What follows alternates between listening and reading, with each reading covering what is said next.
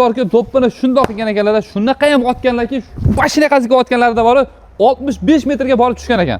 Hozirgi bolalar aynan toshni 65 metrga otib tushira oladimi, yo'qmi? Kommentariyada o'z fikringizni yozib qoldiring. 65 metr hovlimiz uzunligi ekan, eniga keladigan bo'lsa 25 metr ekan. Tasavvur qilasizmi?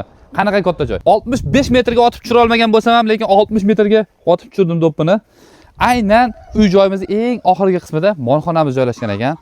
O'rtasida mana agrotimizda 25 metrga 25 metr joyda bog' qilingan ekan. Daraxtlar ham katta-katta meva hosili solib yotibdi. Sizlar bilan birgalikda borib, bitta o'rganib chiqamiz. Shu joyimizda bodom, olcha, gilos, o'rik, hammasi bor ekan. Aynan shu joylarga tapchanlarni qo'yib, choyxona qilib qo'ysangiz ham bo'ladi. Zo'r bo'ladi bo'lganda ham, lekin bor. Ideyani mendan ko'ra siz aynan yaxshi bilasiz, To'g'rimboy akam. Shu videoni puli bor, boy akalarimizga tashlab qo'yaylik. Lekin soqqaga urib oladigan joyi. Aynan bu uyimizni xoll qismini qarang. 13 metrga 6 metr ekan bor. Xollni o'zi. Har bitta xonalarimiz bor. Hozirgi vaqtda qurilayotgan uylardan bitta xonaga 3 ta xona qilib bo'lib olsangiz ham bo'laveradigan joy.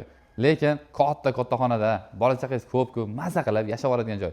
Bu tarafimizda 4 ta xona, tualet, hammomlari alohida. Narigi tomonimizda ham 4 ta xona, tualet, hammomlari alohida, oshxonalargacha alohida. Lekin bor hovlini, fayzliligini qarang, salqingina.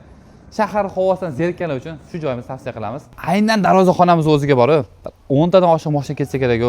Mayli darvozaxonani qo'ying, keling bu yoqqa ichari kiraylik. Bo'yimni ko'ryapsiz-a? Mana shu bo'yim. Bo'yimdan yana joy bor. Keling yaqinroq.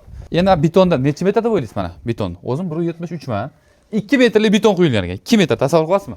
Endi bu betonni mayli qo'ying. Plitani qarang. 44 ta plita ketgan ekan shu uyimiz qurilishiga. 44 ta plita tasavvur qilasizmi? Aynan shu garajimiz o'ziga 4 ta mashinani shunday sig'dirib olishgan ekan. Yog'ini qo'yavering endi. Sizlar bilan shu joyimizni arzon biroda arzon narxda 14 1 sotuq ekan. O'rganib chiqdik. Xo'p, eng arzon sotishgani ham 6,5 ming dollar sotishgan ekan sotig'ini. Sizlar uchun shu joyimizni 115 ming dollarga qo'yib beramiz. Bu joyimiz lokatsiyasi Viloyat Yangiyo'l shahri, ya'ni Ishchilar shaharchasi, Rabochiy Garadok. Xo'p, Usmonobod ko'chasi 97-uyda turibmiz do'stlar. Yo'llar polni asfalt qilingan, 100 metr nariyog'imizda maktab, 20 metr nariyog'imizda bog'cha turibdi. Magazinlarni qo'yaverasiz. Endi bu bora haftada aytganda Furachilar ko'chasi deyiladi.